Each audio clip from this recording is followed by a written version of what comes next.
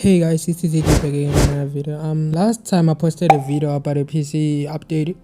Most of y'all say I bought a new PC. No, I didn't buy a new PC. That's the same PC. I just sent it for repairs, and the monitor they just changed it because I said I didn't like the last one because it didn't have HD. They charged me some money, guys. They charged me some money. I can't say.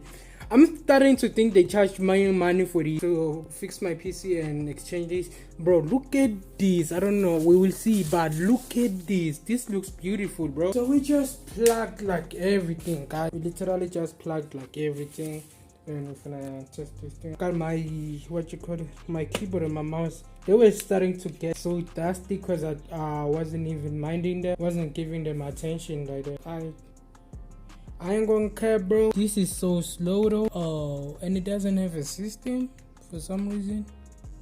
Let's look at the display, because the only reason why I got this monitor was for the display. I can see like the difference between this monitor and the other monitor, bro. I literally can see the finally we got focus. We got full HD, as you can see. 19. We finally got full HD, bro. I have to put everything like back.